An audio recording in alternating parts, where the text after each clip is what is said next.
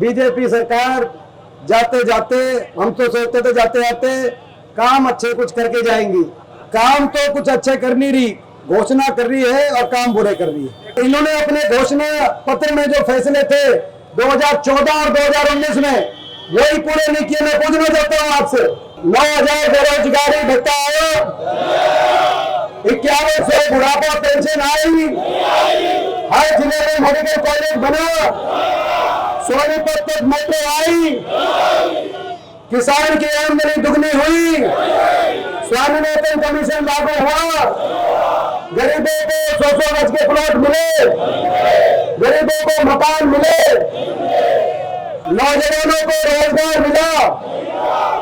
ये तो इन्हें घोषणा पत्र में जो लिखित थे वो 15 लाख तो वो खुद ही बता के देंगे तो मजाक कर रहे थे, तो उनका क्या बात। मगर जो लिखित घोषणा पत्र था वही इन्होंने पूरा नहीं किया और हम ये फैसले कर रहे हैं।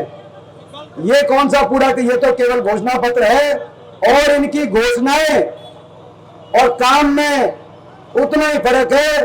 घोषणाएं और काम में उतना ही फर्क है। काम 54 का, घोषणाएं 10 रुपए की, इतना फर्क। ठीक बात है ना। ये घोषणा वीर सरकार है, केवल घोषणाएं कर रही है।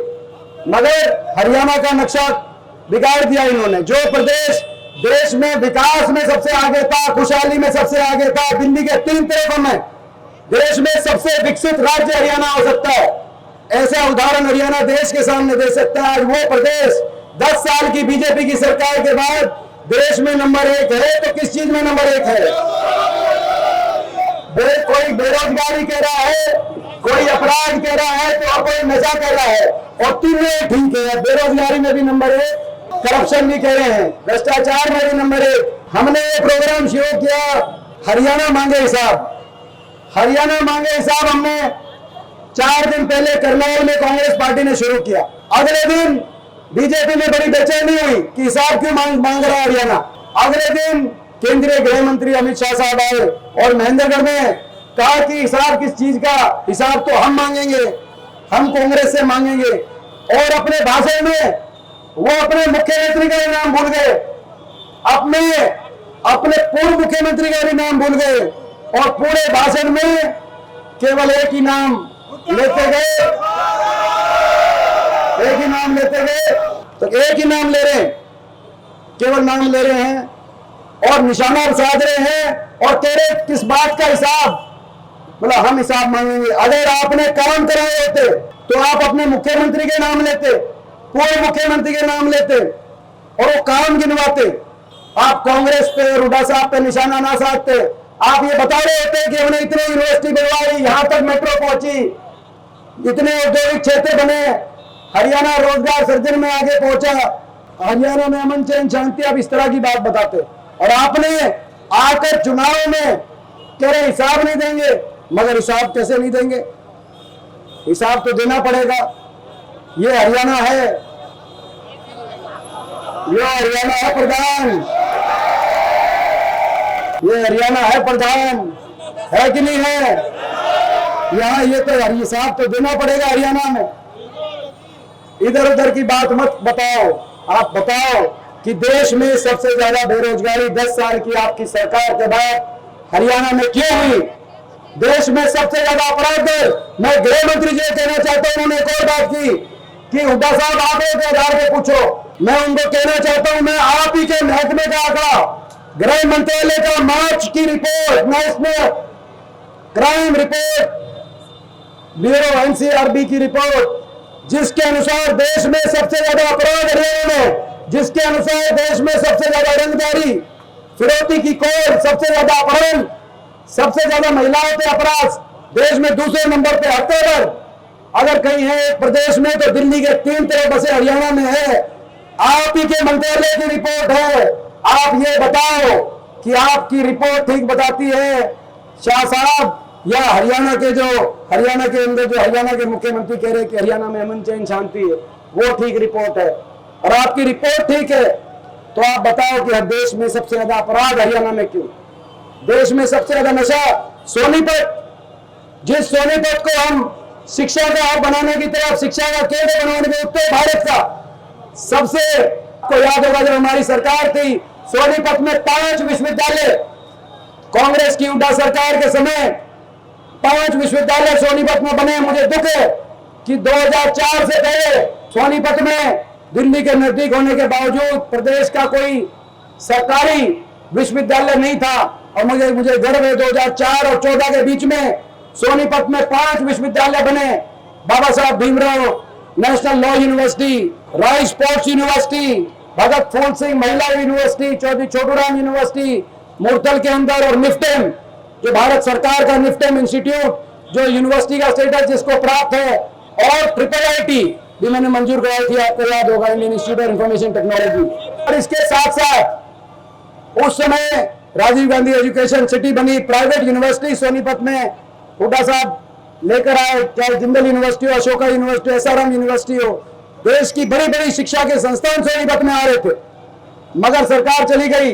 10 साल में जो शिक्षा का हब बन रहा था सोनीपत, एक कोई यूनिवर्सिटी छोड़ो, कॉलेज छोड़ो, एक सरकारी स्कूल 10 साल में इन्होंने नहीं बनवाया, बल्कि 150 स्कूल सरकारी बंद कर दिए इन 10 साल में। और शिक्षा का हब जो सोनीपत बनने जा रहा था वो बन गया अपराध का हब, क्राइम का हब बन गया, नशे का हब बन गया।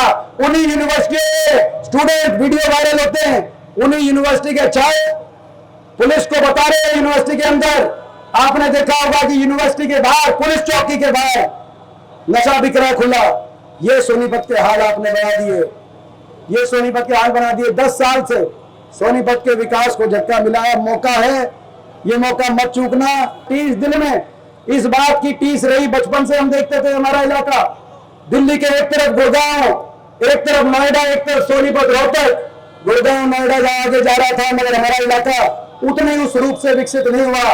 10 साल जब सरकार आपकी आई, आपके घर की आई, आपके बेटे हुड्डा साहब के हाथ में कलम आई, तो ये इलाका भी आगे गया।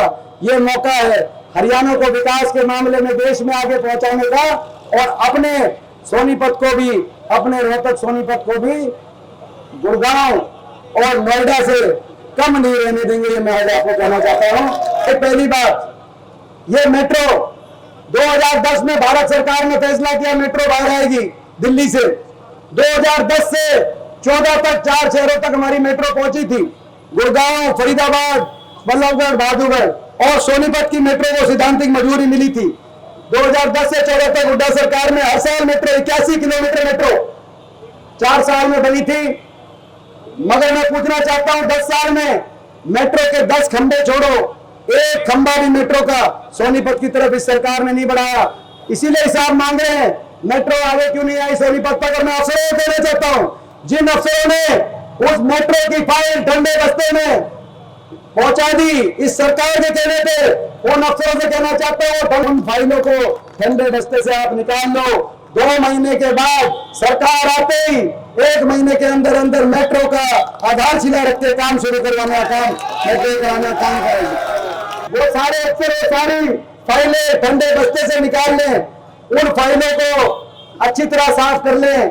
जो अफसर सबसे पहले आएगा कि जी मेट्रो बनवाने में मेरे ड्यूटी लगवा देना, उन अफसरों का विशेष ध्यान रखा जाएगा। मैं कहना चाहता हूं, जब इन 10 साल में मेरठ तक रैपिड ट्रेन पहुंच सकती है, मेट्रो नोएडा से ग्रेटर नोएडा तक पहुंच सकती है, 4 साल में हरियाणा में एक खंडा मेट्रो का नहीं बना।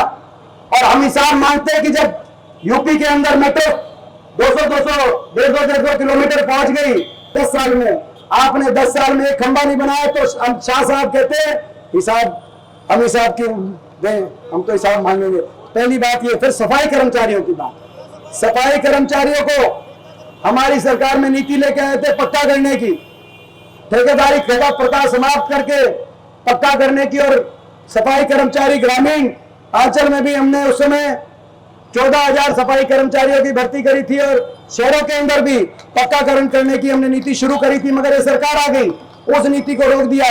सफाई कर्मचारियों की पक्की भर्ती होगी शहरों के अंदर भी और ग्रामीण आंचल के अंदर भी। ये भी हम अपने मैनिफेस्टो में डलवाने का हम काम करें। अपराधी कान खोल के सुन लें, आज देश में सबसे ज्यादा अपराध कानून व्यवस्था हरियाणा में बिगड़ गई।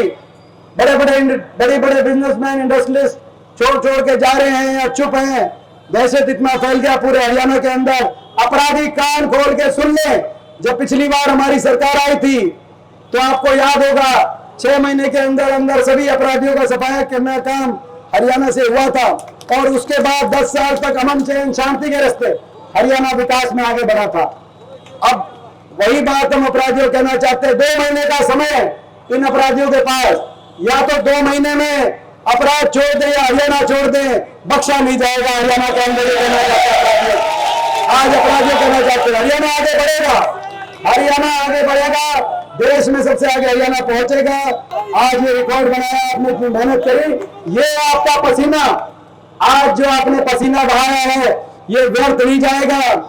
और भाई इनसे हिसाब भी मांगेंगे, बदलाव भी लाएंगे।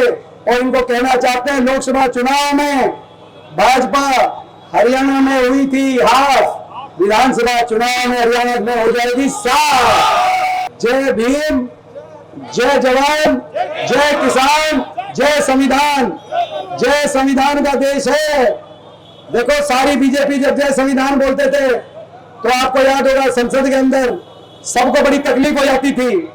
और हमारे जो स्पीकर साहब हैं उन्होंने कहा कि जय संविधान बोलने की क्या जरूरत है। जब उन्होंने ये कहा तो भाई आपने देखा होगा आपका भाई, आपका बेटा अकेला जरूर था, लेकिन भाई आपत्ति दर्ज कराई थी कि नहीं कराई थी भाई?